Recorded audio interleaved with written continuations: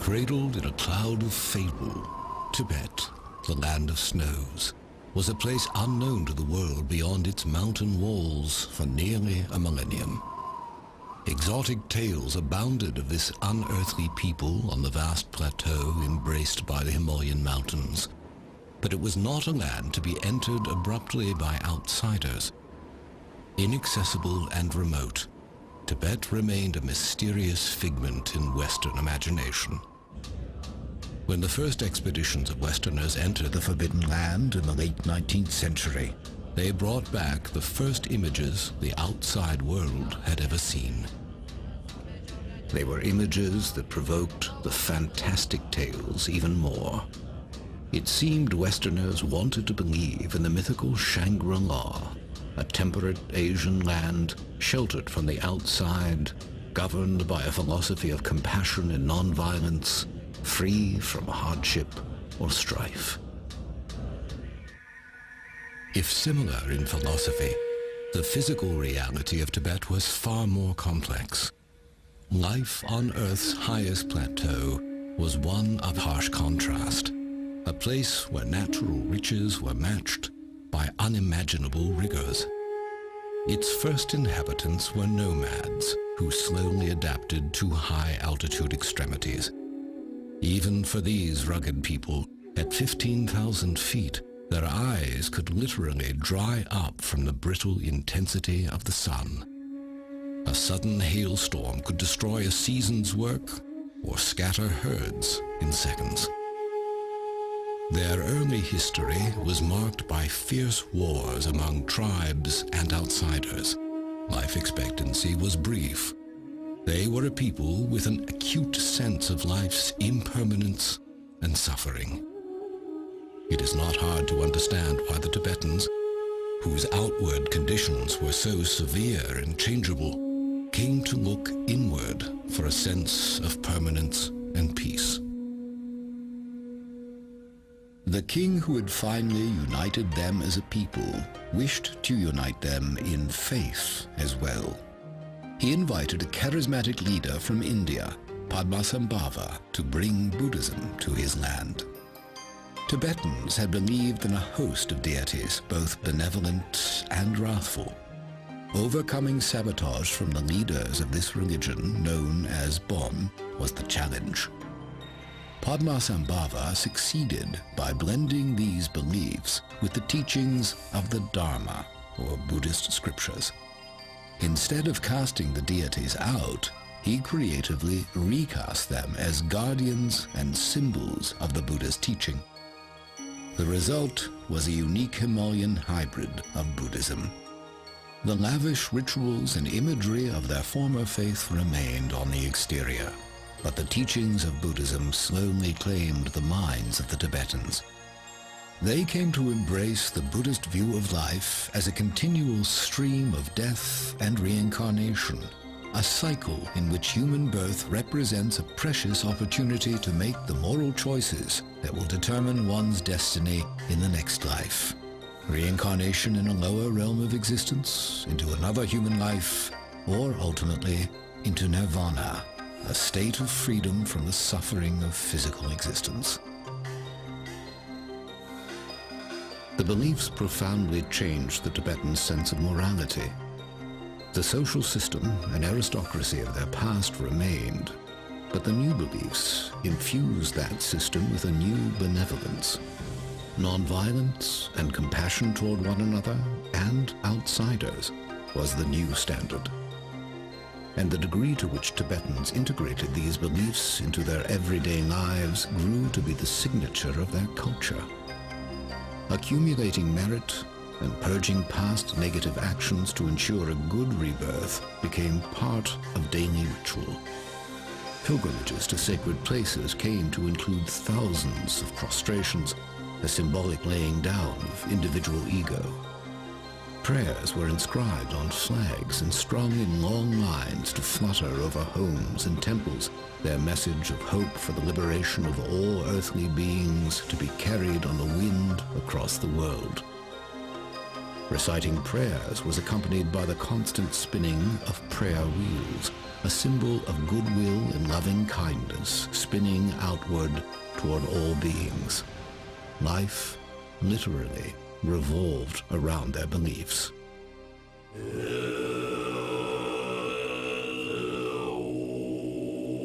As a community, they sponsored monasteries for the study and practice of Buddhist teachings.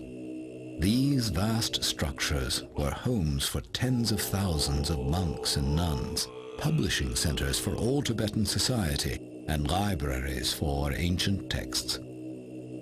Unlike the more ascetic forms of Buddhism, the Tibetan version embraced the arts and sciences as tools toward understanding the infinite. Drama, music, art, astronomy, philosophy, and medicine were all taught at the monasteries. At the height of Tibetan civilization, the monasteries numbered over 6,000, with 1 in every 6 Tibetans becoming part of monastic life. Study began in the earliest years. Earning the equivalent of a doctoral degree could demand 20 years or more. The monks became the keepers of knowledge for all Tibetan society, and the thread linking all generations was a tradition of discipleship.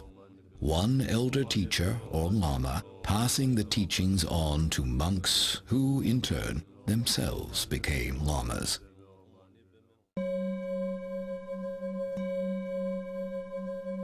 The new Buddhist beliefs also produced the most fascinating of Tibetans, the yogis. Unlike the Hindu yogi, performing contortions for the public, the achievements of the Tibetan yogi were achievements of the mind, unseen by others. The Tibetan yogi was a monk or layperson who, having studied the teachings of the Buddha as a scholar, wanted to actually experience their promise within his own mind, a state of existence called enlightenment.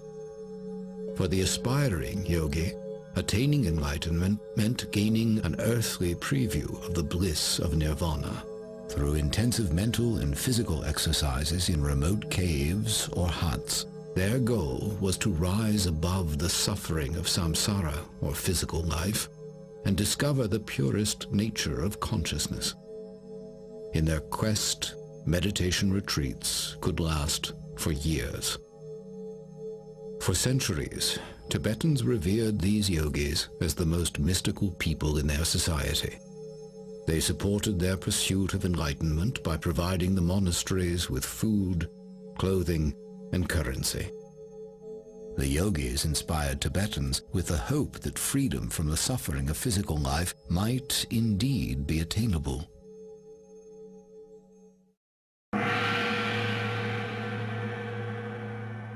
Over the course of centuries, spiritual and state leadership converged. Tibetans began a tradition of identifying those among them believed to be reincarnations of the Buddha of compassion. Among them, one would be named Dalai Lama, literally ocean teacher, implying depth and breadth of wisdom. Eventually, the one identified as the reincarnation of His Holiness the Dalai Lama would take his place as temporal leader of Tibet. The symbolic seat of this mystical government became the Potala, a majestic monastery looming over the legendary capital city of Lhasa. Well into the 20th century, Tibetans remained virtually untouched by the modern world. The threatening thunder of a human storm grew louder in Tibet as the 20th century progressed. The Communist Revolution swept China, and with it came a surge of interest in controlling the land of Tibet. Invoking past diplomatic ties between Tibet and Imperial China's various monarchies, Mao Zedong used these as a thin pretext for claiming Tibet's strategic location, rich geologic resources, and the headwaters of key Asian rivers. In 1949, he announced that Tibet would be returned to the motherland, vowing to fill the region with 60 million Chinese within 10 years. Under the guise of liberating the Tibetans from an archaic way of life, the army of the People's Republic began invading villages and monasteries. The tensions of their initial occupation and opposition to religion grew into an increasingly brutal campaign to replace Tibetan practices and people with their own. The world had not yet absorbed the shock of Hitler's Holocaust, when a new one had ignited in Tibet.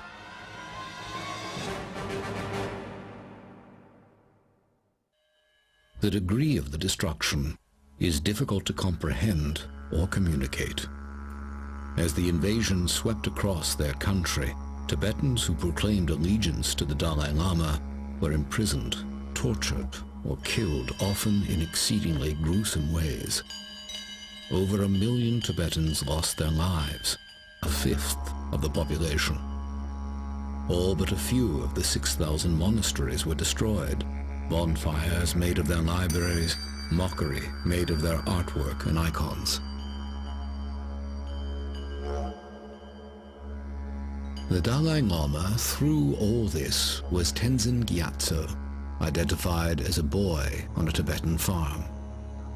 Remarkably, he was able to complete his rigorous studies despite the invasion, and Tibetans placed him in charge as a young teen, hoping he could reclaim their country. After his many attempts to negotiate with the Chinese, Tibetans feared their beloved leader would soon be kidnapped and killed.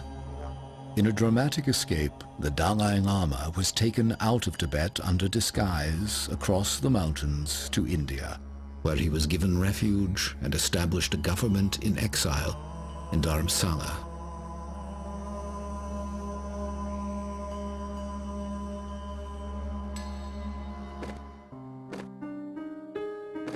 Chinese cruelty escalated in the years following the escape of the Dalai Lama, prompting a flood of Tibetans following His Holiness to India for refuge. Among them were a number of their revered yogis. After decades, the memory of that dark passage remains vivid.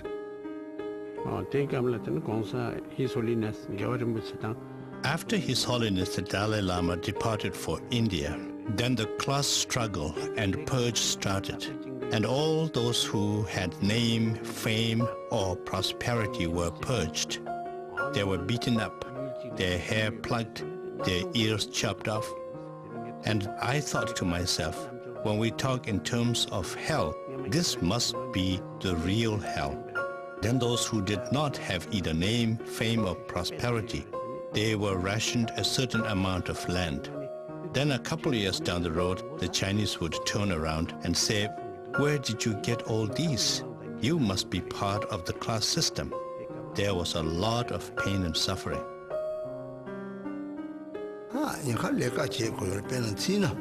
I was in Chinese prison for nearly 20 years.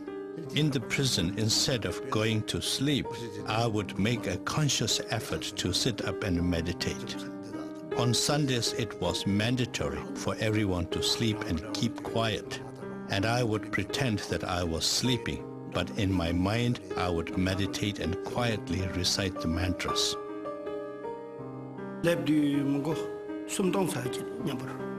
When I left my homeland, there were about 3,000 in my group. When we reached India, there were only about 500 left. Many were killed on the way by the Chinese. Many died because of hardship in the journey, and many went back to Tibet. Many days we had to go without food, and also many people got hurt. If it had been under normal circumstances, the same trip would have taken 3 months. But because it was an escape during a war, it took 2 years. We had to defend ourselves against the Chinese 9 times on the way. The 4th time, my father was caught by the Chinese.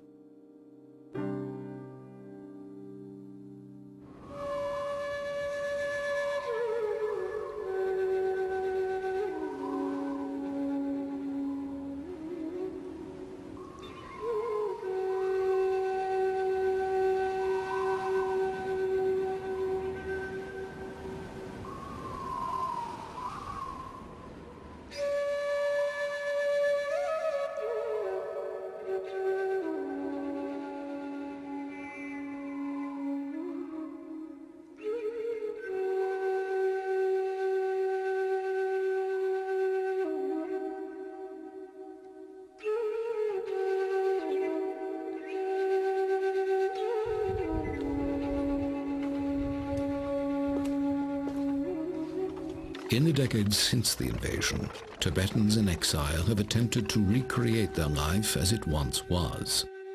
In the Indian Himalayas, there remain places sacred to Tibetans from long ago in their history that have taken on a new preciousness since the destruction of their homeland.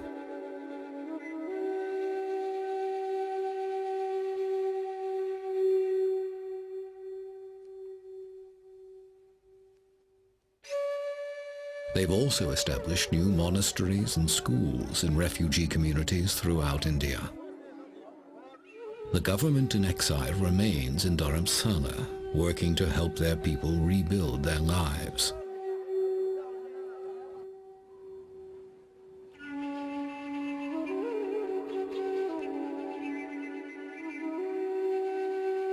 At the center of their hopes remains His Holiness the 14th Dalai Lama.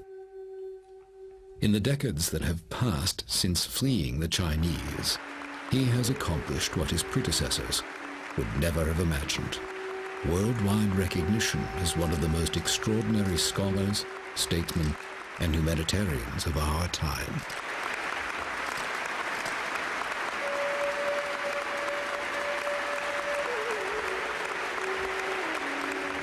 Our nation, Tibetan people, passing through very, very difficult situation, very difficult period. The period almost one ancient nation with unique and rich cultural heritage as well as spiritual heritage, now almost dying. I think, firstly, as quite a human nature, when someone, you see, who get all power, then eventually power spoil or destroy one's own sort of good quality. Then secondly, I think unfortunately, the totalitarian regimes, the communist sort of society or government system, is the dictatorship actually, I think, legalized, isn't it? So once you see this certain sort of structure, created that way, then the system or the structure itself, sometimes, I think, help, to produce that kind of, the person. Now, I think the democratic China with open society, freedom of religious belief, freedom of speech, freedom of thought, freedom of information, I think that is the not only interest of the world community, but Chinese people themselves. But the destructive actions of the Chinese Communist government have not been stopped after decades of diplomatic effort on the part of the Tibetans. And as they watch the flame of their culture slowly being extinguished in their native land, the tradition of the yogis is also being extinguished. Despite the presence of monasteries and monks in exile, the complete cultural environment that produced the mind masters of the past no longer exists. Without the unbroken lineages of yoga teaching yogi, without the vast stretches of time to spend years in isolated retreat free from earthly distractions, and mostly without the devoted support of the ancient Tibetan civilization, the tradition of the yogis is nearing extinction. Once the most reclusive people in the world, they are coming forward now with unprecedented candor to preserve their legacy of 1,000 years. Living out their lives amongst us are the last of the master yogis of Tibet.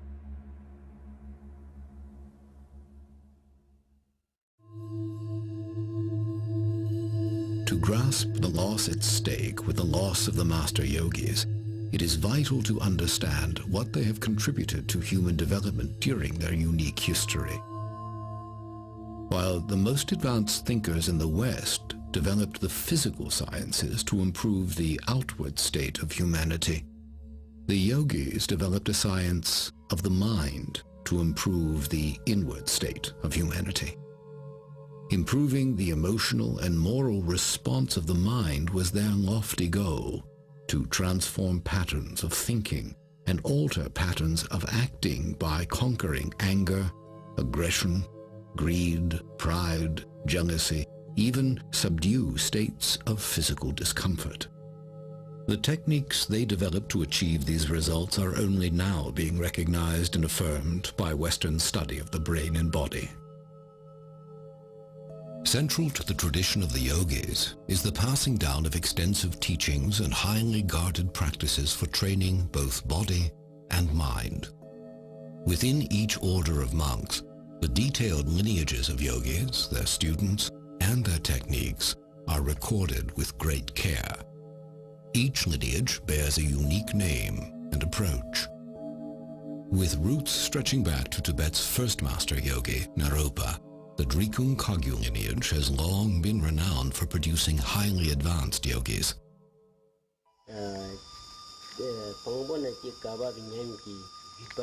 The Drikung Kagyu lineage has been running continuously without any kind of breakage in between or any kind of adulteration.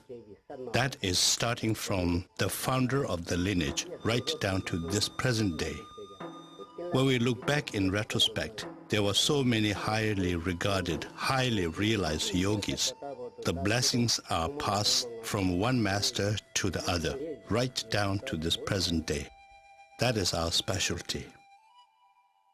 I think practitioner, how to say, you benefit your mind. The academic is just knowledge. Maybe you become a teacher, you can teach in the terms, and this is one thing. But the practitioner, you have received you some blessings, and if you don't have this blessing in this lineage, then you cannot have certain power to help benefit other people. And also, someone who not go to the academic school, but his practice, he certainly opened his wisdom. And he also know other people, how they need to benefit. He will know. What is it then that defines a yogi? How do they differ from the ordinary monk? Outwardly, few clues are to be found. The most lucid answers to the question come from those who have walked the path themselves. A yogi is a person who has a profound experiential understanding of the true nature of all phenomena.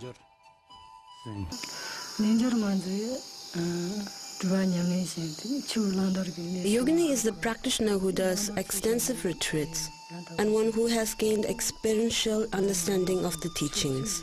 So it would have to be someone who has not only received ordination, but someone who has done extensive retreats. A yogi means one who enters into the Dharma or Buddhist teachings, and after that one who does the practice, which is about the mind, training the mind to be always at ease, always at peace. That is the definition of a yogi. Dharma lives within the yogi. Yogi follow the Dharma. If you really live on the Dharma, nothing can harm you. Even though they can be taken this life, but they cannot take next life.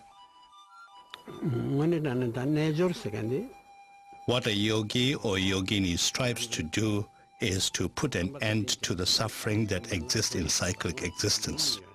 In order to do that, a yogi or yogini has to train his or her mind. Simply stated, a yogi or yogini will strive to counter all the negative emotions and try to generate positive energy. Experienced, qualified retreat person, even he remain in a street, lot of noises, lot of people, lot of cars there, but his mind can remain fully concentrate. If someone who have not that qualified, like I think myself, even remain in a remote area, try to meditate, my mind go everywhere. Keeping the mind from going everywhere is precisely the challenge in meditation. and for centuries, aspiring yogis have retreated to remote places to avoid distraction while training their minds. Imagining life removed from society for years at a time can be difficult for Westerners accustomed to a world of virtually non-stop interaction. The question of where is another challenge. For Tibetans in exile, such places still exist in the Indian Himalayas beyond the reach of the Chinese. One of the 24 sacred places in Tibetan Buddhism is Lapchi, a meditation place, a Milarepa, one of Tibet's first yogis revered for abandoning a criminal lifestyle and attaining enlightenment within a single lifetime. A monk hiked for 6 days with a heavy camera into the mountains to bring back a glimpse of this primitive retreat. Even now, the images he recorded were permitted with reluctance.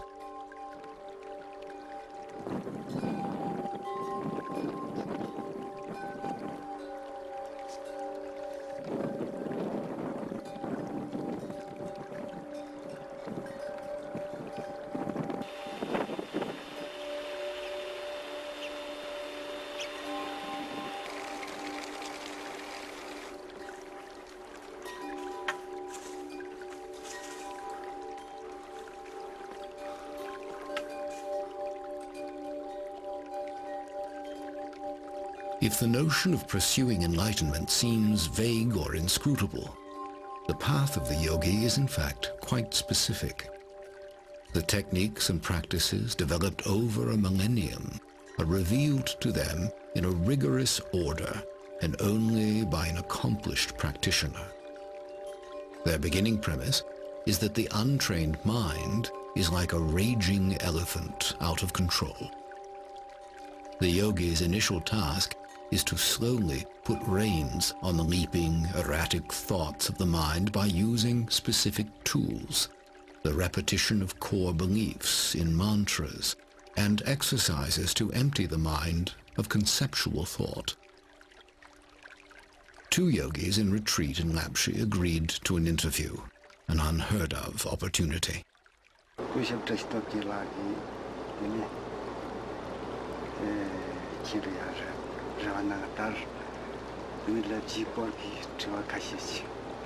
You have come to Lapchi when I have taken a few days break in my retreat.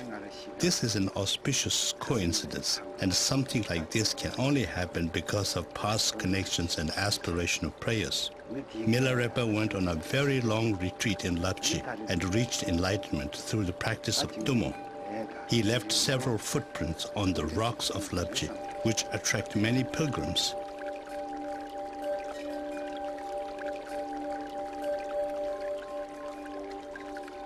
The disciples of many important masters have meditated at caves in Lapchi and the surrounding places.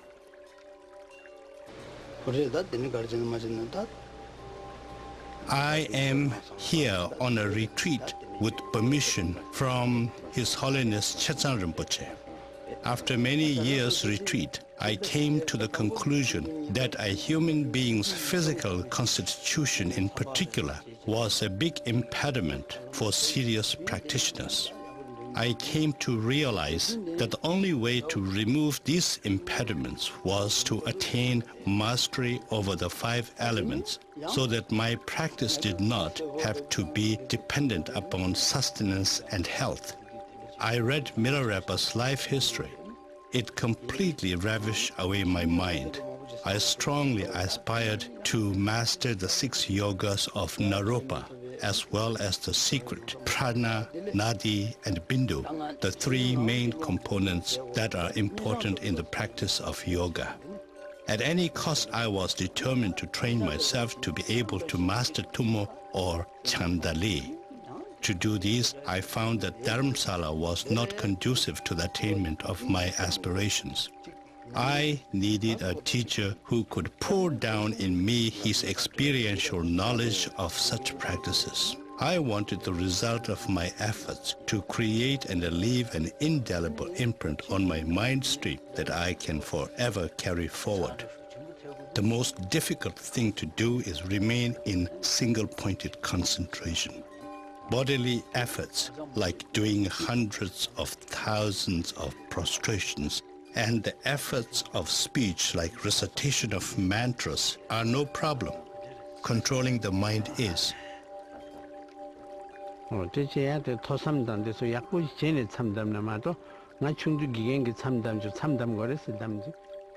started my retreat when I was 9 years old. During that time, I went on a 1-month-long retreat. At first, it was very difficult for me. You know, I was a little boy.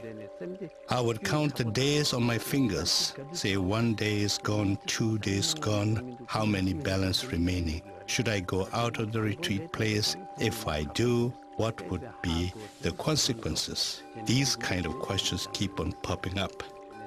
And then, although verbally you are reciting the mantra, but your mind is really, really busy on trying to get out of the retreat place. But when you become more seasoned and more mature in your meditation and learning, things will change. Why I would like about the retreat is when you go to retreat and many weeks or many months being alone is very different. It will all subside our desire, anger, attachment. At the age of 17, I entered monastery. Now from that day onwards to this day, I worked for the monastery for 2 years. Aside from that, I have devoted all my times ever since the age of 17 on retreats and meditation. There's no such thing as sleep when we are in a retreat. And there is a particular box made, and we sit cross-legged in there. And we sit in that position whether it is day or night. We can break up our practice into 4 slots of time. And during that time, we may rest, but we will not get out of the box. We will continue sitting in that position all the time.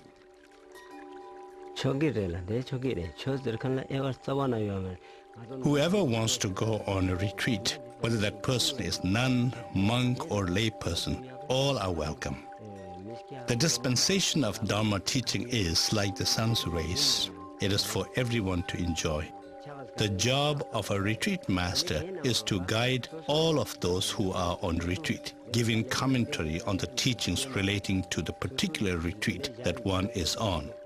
How many sessions a retreat person has to do in the course of a day, what kind of visualization, what method of meditation, how one should do the mantra recitation, what are the graduated paths to this particular practice. So these are the kinds of things a retreat master will guide those who are on retreat. Once you come out of the retreat after 3 years, 3 months, 3 weeks, and 3 days, you are a different person. If one is a different person after 3 years in retreat, the effect is exponential for those who have devoted decades to retreat. Indeed, the most profound evidence of the mind-altering effects of prolonged retreat are to be found in the oldest practitioners. Yet many of these elders have been imprisoned or killed in the half-century of Chinese occupation. Perhaps the oldest living Tibetan yogi is Drulong Rinpoche, possibly the most revered yogi alive today. Here, for the first time, he grants a filmed interview, a rare glimpse into the mind of a meditation master.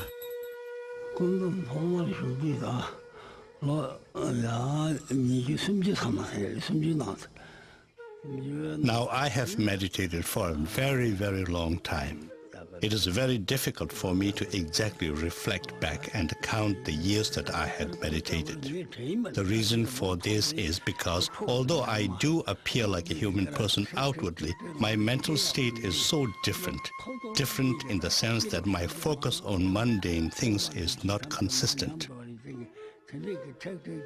When one meditates, from the very day when one decides to go on solitary retreat, one has made a conscious decision to endure all kinds of losses.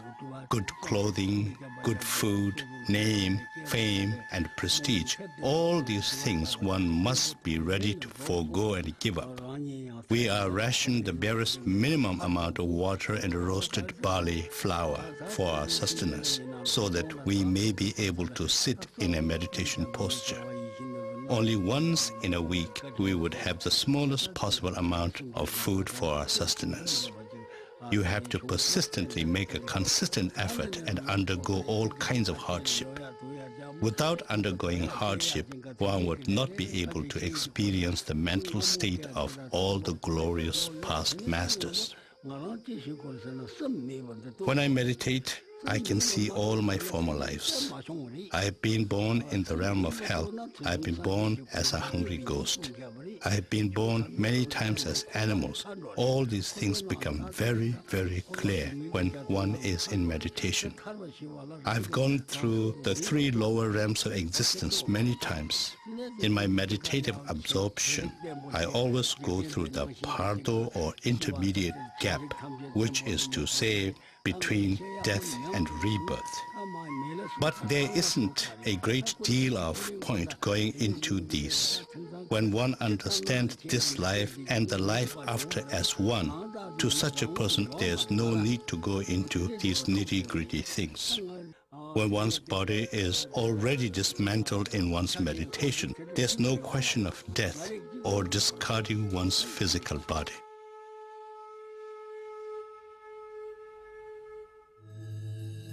The disciplined mind then becomes a powerful tool in its own right, enabling the practitioner to become aware of the subtle energies of the body, then master them through the breathing and physical postures known as yogas.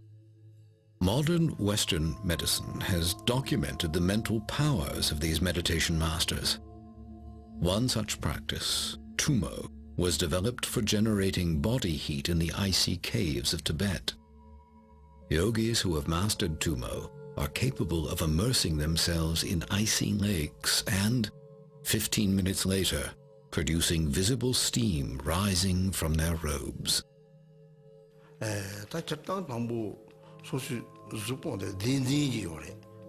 Tumo is a teaching that is strict and not one that is freely dispensed to whoever wishes to receive it.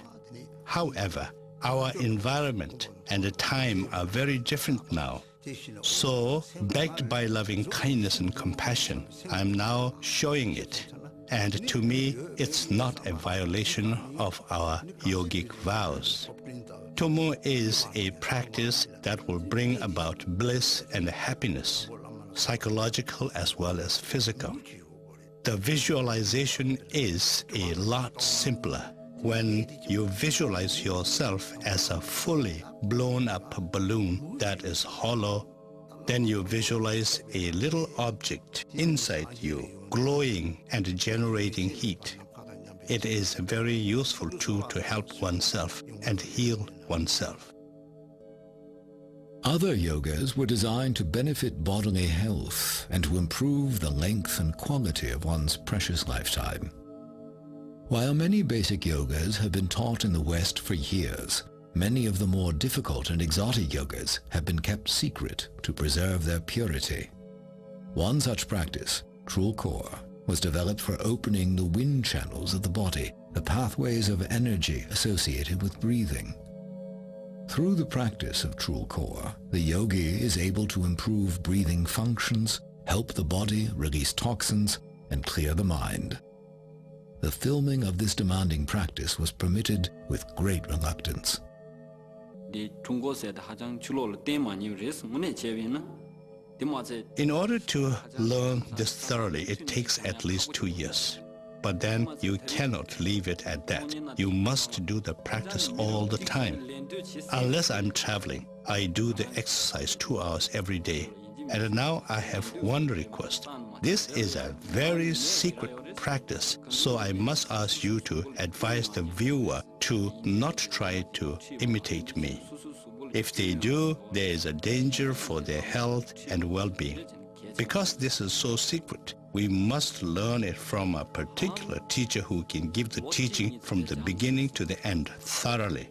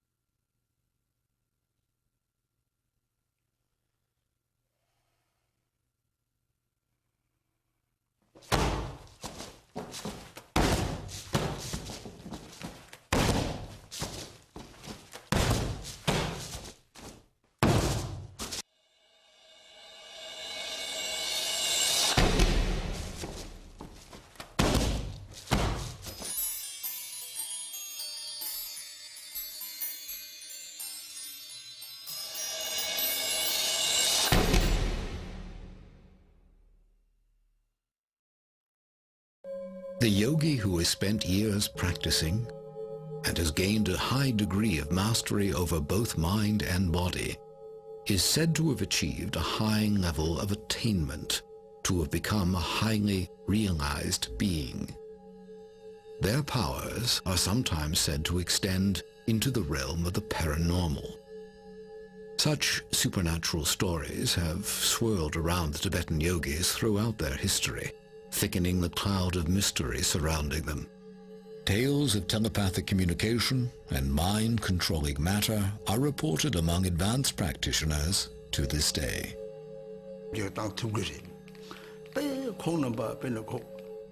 The highly realized yogis can of course alter situations. There are many instances where the highly realized beings altered natural disasters. One example is where Chinese soldiers came to cause harm to a monastery or its inhabitants. All of a sudden, the change of weather, extreme poor visibility, the falling of hail, making it absolutely impossible for these people to come to their destination. There are so many different instances, far too many to narrate. There is a most wonderful and sacred meditation cave where it is said Guru Padma Sambhava meditated. I went there when I was only a boy, but I had a tremendous amount of devotion. When looking across the cave, I really felt like saying some prayers. I offered 3 prostrations and said, please show me some sign so that my devotions will further become stronger. And instantly there appeared a rainbow at the mouth of the meditation cave, and there I saw Guru Padma Sambhava. So I was just overwhelmed and really so very happy. And all my focus was on the mouth of the cave and Guru Padma Sambhava. There were a lot of nuns with me, and one of them said to me, Rinpoche, Rinpoche, watch your foot. It is sinking in the stone. And I had to look, and there was my foot, making an imprint in solid rock, because it was really, just as the nun said, it was sinking. At the age of 3, I was able to tell my previous lives. I was able to name my former sister. But now suppose I told you that I can remember all my former lives, is anyone going to believe me? Therefore, just let's say that I was able to remember when I was a little boy.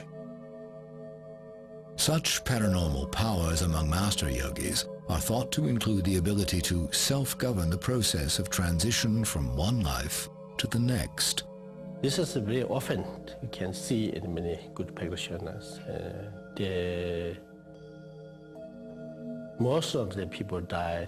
After dying, you can change your face, the yellow, pale, and when you do the pinch in your skin, also they will stay there.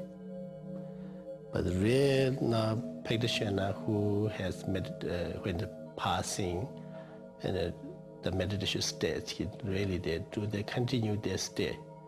Then you pinch in here, this also like now, and they immediately going like this. And also they have a little bit heat and warm and hot center. Also the face is like the lamp light, and very unusual one, and happened to my story is just 1 year ago in Bhutan, one of Master Ginjun Renchin. So he stayed more than 1 month, and they never changed. For aspiring yogis, events such as these imply control over the process of reincarnation. Even His Holiness the Dalai Lama has stated that if the Chinese communists are still governing Tibet at the time of his death, he will choose rebirth outside of Tibet. Controlling the process of one's own death and rebirth is the subject of some of the most fascinating stories surrounding Tibet's yogis. Lama Drupon Semten recalls vividly one such event in his early years as a student, the death of his own teacher, Kemgor Rinpoche. This is my teacher, Kemgor Rinpoche. He invited all the students. He told he's going to pass away. No illness, nothing sign of death, nothing. He just normally get up, do his prayer, and he told his attendant to make a good tea. And then he make a tea over and over and until he's satisfied. And he says, all this prayer together. And when he get to the completion state, he says, this is the time for me to pass away. And just like a falling asleep, like a Buddha, no? Just he put his right hand under his chest and then lie down and look at each person No, he's doing prayer for each person to benefit in the future. And he passed away. Telling stories such as these, indeed revealing any technique, tradition, or experience to someone who has not completed yogic training, was once a violation of yogic vows to extreme secrecy. The reason was to maintain the purity of the teachings. The fear was that, taken out of context, exotic forms of yoga and meditation might degenerate into ego-centered showmanship. And in the eyes of the elders, the opening up that is taking place now is seen as a significant risk. When His Eminence Drulong Rinpoche was asked about the cutting of his hair, a practice known to signify that a yogi is preparing to die, he displayed the stubborn elusiveness of a yogi under strict vow. There are many reasons why a person in retreat would grow hair. Let me think about it. Yeah, there are many reasons why one would grow one's hair long. Let's just forget about it, shall we? A good number of things happened to me. It will just boil down to misleading people. Forget it. You know, I just cut it because I am old, and the hair was really hefty and weighing me down. That's why I chopped it off. I have pledged not to mislead people. Now, if I told you a whole lot of tall tales, that will amount to misleading the audience. I have absolutely nothing whatsoever, and I have nothing to tell you. This is the first time I have been asked to tell about these things. We are not supposed to reveal the ins and outs of what goes on inside a meditation cave. If we do, then there will be consequences. The past masters, including Tilopa, have categorically said there was never an instance where he revealed the secrets of meditation. We who follow in their footsteps must do the same. Although it is known that Drulong Rinpoche did cut his hair in preparation for death, His Holiness the Dalai Lama asked him to live a little longer to help pass on and preserve Tibetan teachings. It is said that His Eminence agreed to do so, and has decided to live until the age of 100 to help his people.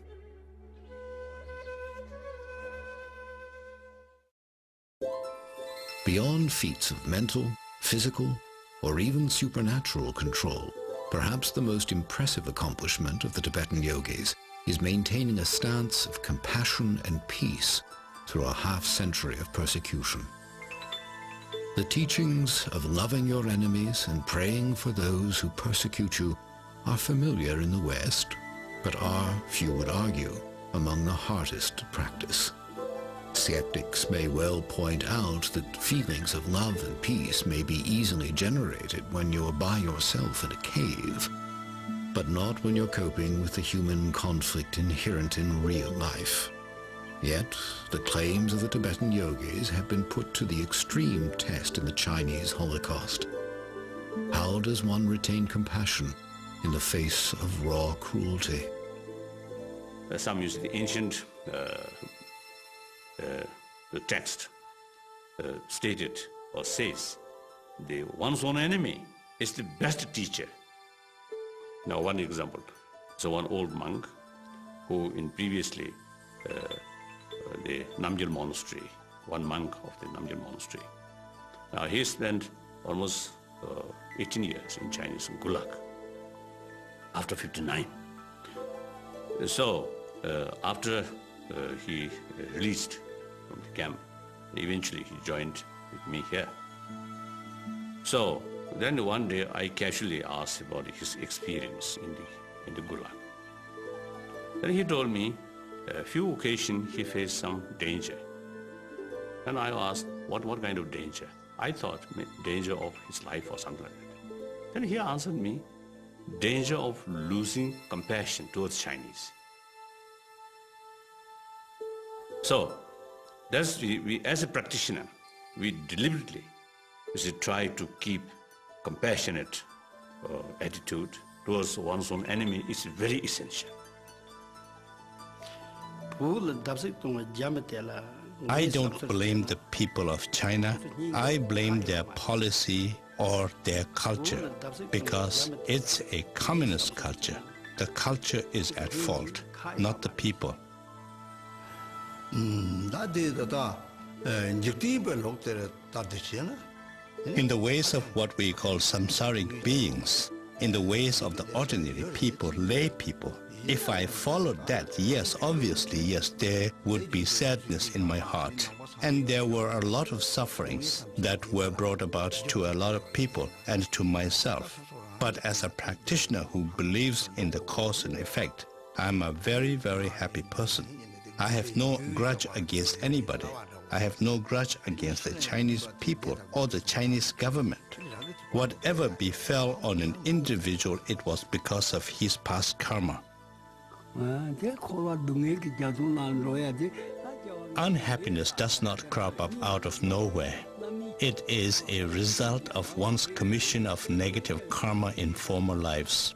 For example, when you cheated others, when you tried to defeat others, when you try to gain at the cost of others, these result in what we call the ripening of karma that brings about pain and suffering. So when you do negative deeds, the result is a state of mind that is often referred to as hell. When you have done positive deeds, it brings about happiness. I was born after the Chinese operation in Tibet. I am upset with them, and I am sad because the Chinese have been very ruthless to Tibetan people and my family. You name it, they have done it. At the same time, they have destroyed so many monasteries in Tibet. Maybe it is because I am still young and my practice is not strong enough yet. Maybe this is why I am upset with the Chinese. As an antidote to conquering very strong negative emotions, we would resort to doing the sevenfold Vairocana posture meditation. There are different wind energies inside a human person. In one posture, the wind which enables us to excrete waste enters into the central nerve channel, eliminating some of the negative emotions. When you broaden your shoulders and sit upright, the nerve or vein-related winds enter and get rid of ignorance. When your neck is slightly bent downwards at an angle and you touch the tip of your tongue on the palate, then fire-related wind enters and dissipates desire. When you lower your eye a bit so you almost see the tip of your nose, the space-related wind enters and gets rid of egocentric pride. When you sit cross-legged and remain in single-pointed concentration, then water-related wind enters and helps get rid of jealousy. These postures are a very good method of getting rid of some of the negative emotions. Are newer generations of Tibetans raised exclusively in exile, immersed in contemporary culture, displaying the discipline and compassion of their elders? Evidence of cultural erosion is appearing among younger Tibetans in exile. Demonstrations and violent protests are becoming increasingly common in refugee towns. Some are beginning to question the pacifist approach of their leader. Even so, the spirit of their native culture remains strong, and some still aspire to the example of past masters. In our life, we do many different things. We are in different professions, but we all have a single goal, and that is to be happy. And the only way to be happy is to believe in one's own mind that it can be happy, that it has happiness all the time. And that is very important to know, that is very important to notice. If we fail to notice that, then we start to expect external materials to make us happy. In our life, we change different things in the hope of being happy. We change our name, we change our dress, we change our food, we change everything. But we realize every time that this change has never brought the true happiness. So the only way to stop all this game is realizing the nature of mind, which is a Buddha and which is content and fulfilled and satisfied from the beginning. So although I still have desire, I still lack all the material things, deep down in my heart I often feel that this is not the real way of happiness.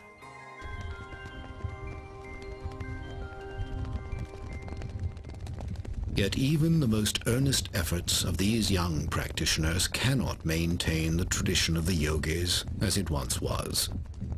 The number of authentic elders dwindles daily. The best the younger generation can do is preserve the practices of their ancestors, the shadows of a total lifestyle that will never again be possible.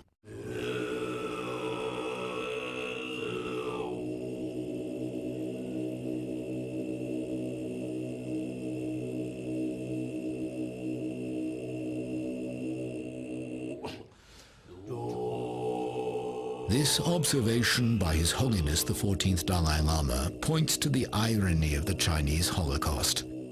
Intent on destroying Tibetan culture, the Chinese have in fact successfully driven it out into the world. It is seen in a phenomenon that began shortly after the invasion and continues today. Once the most reclusive people in the world, the master yogis of Tibet have begun to migrate westward. As hope of reclaiming their native land fades, they are relocating to establish temples and teaching centers. Now the Buddhism is developed in West, so we have centers from South America, from Chile to North America to Canada, and we also have Baltic countries, in Central Asia, we have maybe 40 centers more than. So we have to also properly guide the Buddha's teaching. It is in one way, a very difficult situation in Tibet today, and it's been that way for many years.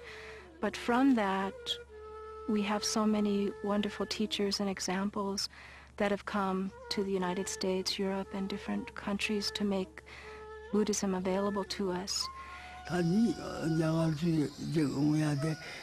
One day His Holiness the Dalai Lama called me down and said, well, this is time now. It is time for you to actually come out of retreat. And now your time has come to benefit all beings. Listening to that advice, I ended my retreat. And from that day onwards, to this day, I have visited so many countries, and I have taught so many countless number of people. And it was absolutely as His Holiness said. I benefited so many people, and I keep on going strong. Now, since I came to the United States, it has gone 5 years. The job of all Dharma practitioners is to help other beings. In countries like India and Nepal, there are many lamas, and teachings are readily available to the population. And this case does not apply in the United States and other Western countries. The main point of the teachings is the generation of loving kindness and compassion. And I hope to help people in the United States and teach them loving kindness and compassion.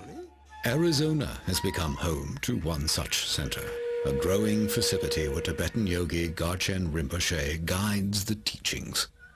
Now, where the adobe dwellings of Native Americans once stood, clusters of retreat huts, temples, and teaching rooms hug the rugged terrain of the Chino Valley. In them gather people from all walks of Western life, from many faith traditions, there to learn what wisdom this ancient people might have for a weary modern society.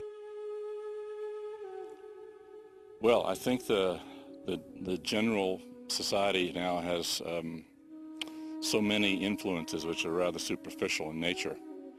And even though we theoretically have a lot of extra time, more and more I think people are finding that the different distractions and things that they do are not particularly meaningful to them. And so they're searching for something else to give their life meaning. Here we saw all the technology. We see all the rich people. We have all the money. We can, whatever you want, the food, Chinese, all these different, you can get. But then people find out that having material, having technology is really not answer your inner question and not fulfill ultimate goal. And therefore, they have this kind of spirituality. I would say human society, there's love and compassion is the only way to bring peace and happiness. Garshin Rinpoche teaches patience a lot. Like, your worst enemies are your greatest teachers because they teach you patience. They teach you definite patience. And during school and when I'm at home, like, I have a 2-year-old little next door neighbor and he just gets on my nerves all the time, and so it's like, it gives me a lot of patience to practice. If I have a bad day, it makes me think about my bad day, reflect on my bad day, and there's a part that you should do every night. Like, you think of 2 things that you did bad in that day and try to fix them the next day, and then you think of 2 things that you did good that day and you try to do them the next day as well. I think it's very bad, it's very sad that we're losing yogis and we're losing someone who can connect us with our own enlightened nature. And from other point, those realized masters that comes here and comes to other countries can teach other people, and it was not possible before. And even there are so many people who even would not think about Buddhism until they would meet realized master. Just looking at our lamas that we have, like His Holiness, the Dalai Lama, and many wonderful Western lamas, when you look at them, you get some true feeling that they really have some kind of inner peace. And if we could receive those teachings from the yogis and put them into practice in our own lives, that is the way to save. That is the only way to save the lineage of the Tibetan yogis, and that's the most important thing to do, I think. Yeah.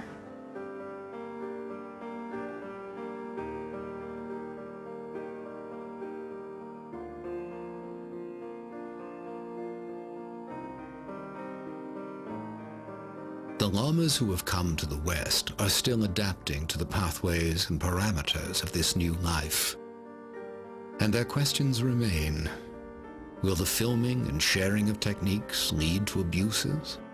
Will self-styled lamas and bogus practitioners exploit Western interest in Tibetan Buddhism and mislead people? Is the form of their faith destined to dissolve in the ways of the West? The devotees of the Dharma hold that even if the tradition of the yogis and other outward expressions of Tibetan Buddhism die out completely, the teachings of the Buddha will survive.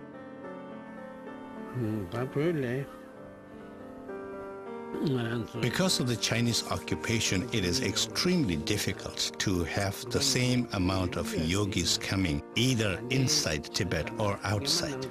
The number of yogis has definitely decreased, and it is difficult to see whether we will have the same amount in the future. According to the things that have taken place in Tibet, and according to the prevailing circumstances, it would seem that the tradition of the yogis will come to an end. If not come to an end, it will near extinction.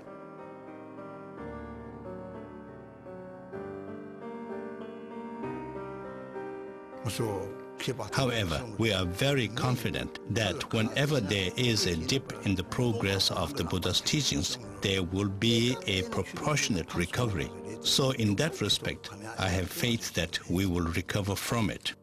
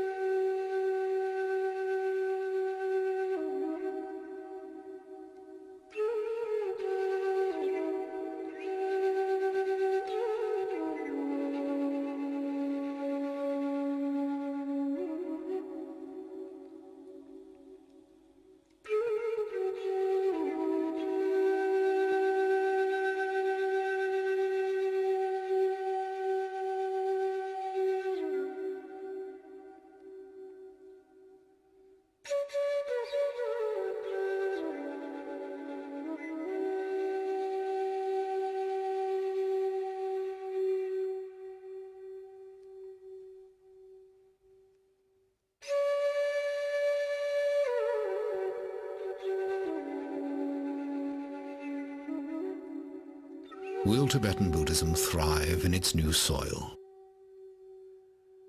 Can people who do not experience the daily hardships of the native Tibetans, Westerners who lived enveloped in material comfort, ever fully embrace a philosophy based on escaping earthly suffering?